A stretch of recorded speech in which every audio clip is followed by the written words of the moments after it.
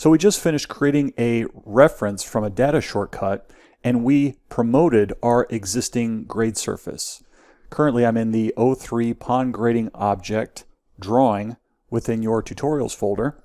And if you go into your tool space, expand the surfaces, you can see we have our existing grade surface and it's not attached to our data shortcuts because there is no longer like that little arrow, that little check mark. So we've promoted that surface, and now I'm looking at a drawing that has our topo and then just a polyline that I drew in on the lowest side of the site. I kind of more or less drew this pond right within this region here, within this contour, within the 60 contour. But what we're going to do with this is we're going to create what's known as a Civil 3D grading object. We're going to use the grading object tools in order to effectively create consistent slopes and tie-ins to our existing grade surface. So we're going to be focusing on that aspect, and then afterwards we're going to be cutting a section of our pond so we can actually see how it ties into our existing grade surface. So let's go ahead and start that. Currently, again, I'm in the 03 pond grading object drawing within your tutorials folder. And what I'd like to do first is I'd like to go into my sites within my tool space. Now, sites is an interesting thing because the way that I classify sites is with a lot of what's known as feature lines that Civil 3D uses to create grading objects. With sites, I can pretty much encapsulate all of my feature lines for a particular area that I'm grading within a particular site. Now, if I wanted to grade, say, a parking lot separately, and I don't want the feature lines from my pond to affect my parking lot design, then I would create a separate site. It's just the way that I typically work. There might be better ways of being able to do this, but that's the way that I organize that in my mind. That's the way that I organize sites in my mind. So let's right click and select new. For a name, I'm going to call this Pond. I'm going to turn my caps lock on. Pond Site. Make sure your 3D geometry is set and your mid-ordinate distance so that we can go around curves is set to 0.1, so that will make our contours look nice. Go ahead and click OK. And now we have a pond site. Next, we're going to create a grading group. And the way that we do that is we can go up into our Home tab, then create design, then the grading drop down. And we're going to create a grading group. This grading group is going to be called, you guessed it, Pond Grading Group. I'm going to leave everything else at its default, so I'm going to click OK. And then I'm going to go back into that drop down and go into Grading Creation Tools. We get our little Grading Creation Tools toolbar, and you can see that we're currently set to the pond grading group, and you can set that with this button right here, just like we did before. So that's all set up. We want to target our existing grade surface, so we can click on this button, existing grade surface, then click OK. And now what we can do is we can make sure that we've got the proper criteria assigned to our grading. Now we've got a bunch of different criteria here. I want to, just to make this simple as possible, what we're going to do is we're going to create a pond with a 6-foot bottom. And that pond is going to be graded to that bottom on a 4-on-1 slope. Typically with a pond, if you don't want to have a fence surrounding your pond, then you want to keep your grade roughly at about 4-on-1. If you go too steep with it, like a 3-on-1, then you have to have a fence typically around your entire pond, and we want to kind of avoid that. So we're going to grade to an elevation. We're going to grade to an elevation of 57. However, in order to actually do any kind of grading, you need to have a feature line to grade from.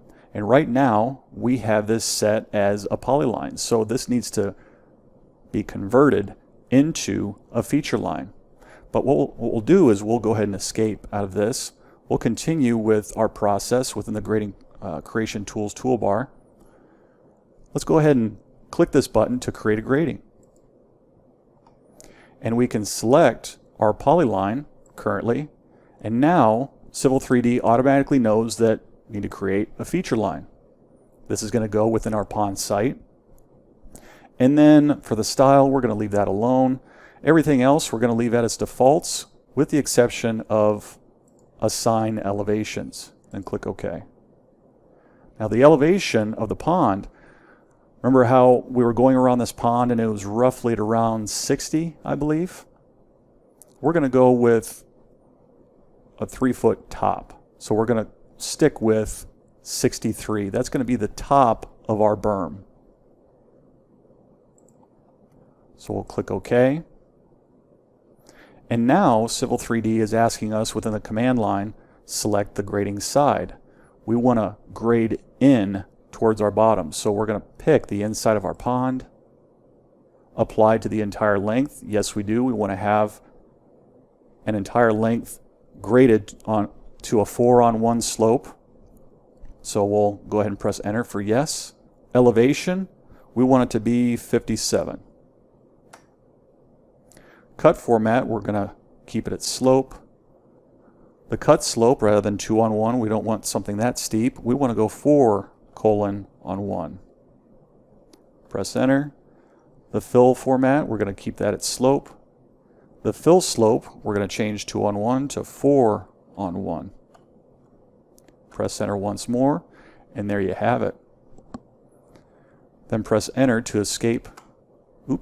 Press escape to get out of the command, and we have our pond bottom right here, but we're not finished just yet. We have to create what's known as a Civil 3D infill, because since the pond bottom is essentially a flat surface, we need to create an infill in order to let Civil 3D know that that's just a flat surface bottom.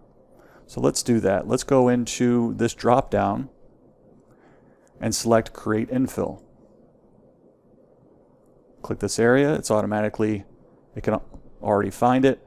Click this and then press enter to escape the command. And you can see that this is a grading because it has this little triangle or this little diamond assigned to it. You can also see that with this part of the grading as well. It's got a little diamond right here. So we have our pond bottom.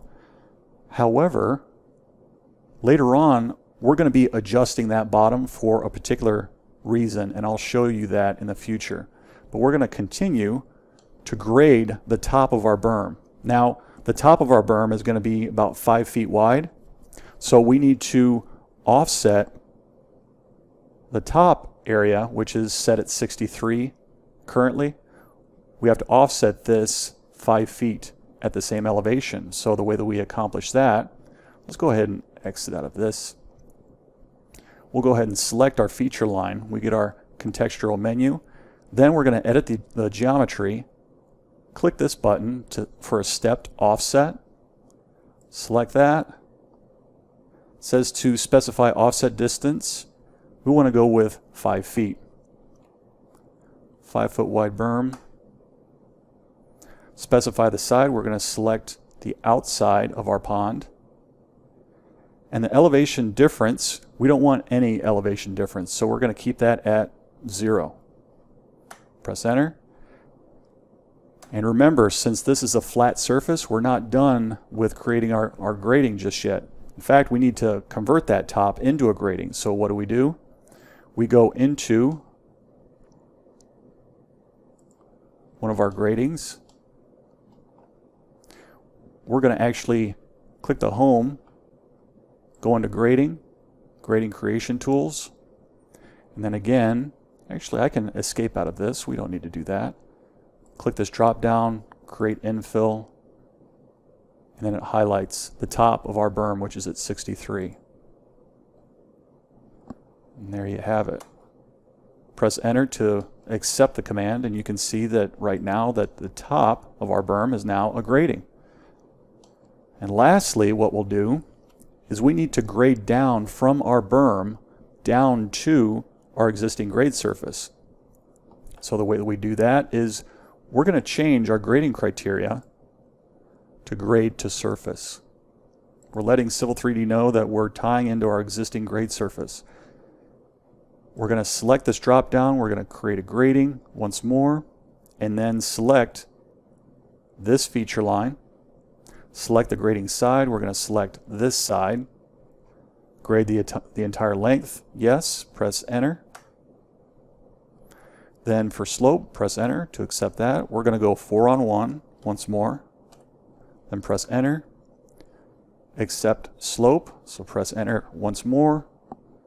We're going 4 on 1. Then press enter. And there you have it. Beautiful, isn't it? So after we've created our pond grading group, next we need to create a surface that is its own pond surface. Now how do we go about accomplishing that? We can go into our grading groups within our tool space, go into our pond grading, right click, select properties, and we're going to check this box for automatic surface creation. It's going to create a surface for our pond. We're going to accept the defaults, click OK, and then click OK once more. And now we have all of our contours showing within our pond. However, what's all this stuff? I thought that we had a flat bottom. It doesn't appear that we have a flat bottom. How do we fix this? Because this looks like an error on Civil 3D's part. Well, the way that we can fix this is we can go and select this diamond for our grading. Now remember, we were using the grading criteria to grade down to a specific elevation. Well, right now, Civil 3D is trying to grade down to 57, but something's getting a little wonky. So the way to fix this is to select that diamond, go into Edit Grading, and the elevation, instead of 57, let's go with 56.999. Then press enter. Press enter once more, 4 on 1, accept that. Slope, accept that. 4 on 1, that's good. And then that clears all of those contours very nicely. So it's something that's a little bit, it can be a little bit confusing, when you're first starting out in Civil 3D. How come, I set it to the right elevation, but how come it isn't, showing my contours properly? Well, that's the way that you go about fixing it.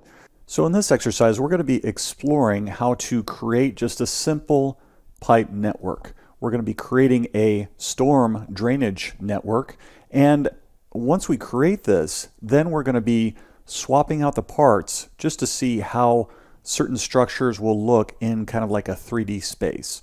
So what we'll start with is we'll go into our 01 pipe network creation drawing file that's located in your tutorials folder. And as you can see, we have just a basic parking lot, we have a basic site, and we have a blue line that's essentially a storm pipe. We're just calling this just an existing storm pipe. And we have just a block of just a simple manhole, just a simple storm manhole. Now, what we'll do first is we'll go ahead and create a brand new pipe network. And the way that we accomplish this is if you go into your tool space, go under Pipe Networks, and then under Networks, we're going to right click and we're going to select Create Pipe Network. We're going to do it by layout, and we're just going to name this Storm. Next, we'll select our network's parts list, and currently we have sanitary sewer, a standard parts list and a storm sewer parts list. Go ahead and select storm sewer and then click OK. And then we get our network layout tools toolbar, and that's essentially how you just create just a simple pipe network. As we take a look at our toolbar, you can see that we have a button that gives us a parts list option. So if we click on that, at any point we can click this drop down and we can select a different parts list. But for right now, we'll just stick with storm sewer. Click OK, and then we'll take a look at our standard structures. And as you can see, we just have a ton of different structures listed here.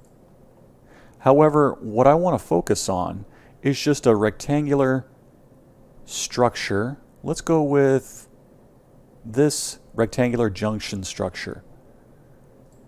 Go ahead and expand that and then click on the 24 by 24 inch rectangular structure. And what we'll do is we'll actually put in that structure more or less in the corner of this parking spot. We'll click this drop down menu and select structures only. And then I'm just going to put it just in a random spot, roughly right here. And then press enter to accept the results. And currently you can see that the structure doesn't quite line up with our face of curb. Our yellow line is our curved face, as you can see. And if we close this down, and then after that, choose the view controls. Right now we're in the top view. Click that and select Southwest Isometric. And after we do that, you can see that we have our structure. And if we want to, we can move this by typing in M for move. We select our object, click the endpoint of this corner of our structure and place it at the endpoint of our face of curb. So we're able to line everything up very, very nicely. In this exercise, we're going to be discussing the differences between an AutoCAD point node and a COGO point within Civil 3D. Currently, I'm in the 01 point drawing, which is located in your tutorials folder. If we zoom out a bit, you can see that this is essentially a site. We've got some line work here, and we have a couple of COGO points. Now what I'll do first is I'll show you what an AutoCAD point node looks like from the get-go. I'll zoom out a bit here, and then I'll type in point. Our command line is now asking us to specify a point. We'll just click a point just out in the middle of nowhere right here, and you can barely see it. There is a point node. If I select it, we get a blue grip. If we zoom in, you can barely see what's going on. Within properties, you'll see that this is in fact an AutoCAD point node, and we do have a few properties assigned to it. We have color, layer, so on and so forth. And we have some geometry information here. We've got the X and Y position as well as a Z position. So you can in fact establish a elevation if need be. However, with Civil 3D, we have what's known as COGO points. With COGO points, if you click on one of these points, we've got point number 307. You can see within properties, it is a Civil 3D COGO point, and we have a lot of other additional information that can be assigned to a COGO point. You can see if we select this Civil 3D COGO point, we have a point number that's been assigned to it, as well as a raw description, and we can assign different styles to this COGO point, which all of these things are attributes that you cannot assign an AutoCAD point node. With a COGO point, I can assign different styles to the point and point label. For example, I can go into my properties, and instead of default, I can make this, we can assign a station. That's a different symbol. Or I can assign this as a hydrant. What if I wanted to change the label style itself? I can do that as well. Within the point label style, I can change it to description only. I can change it to elevation only.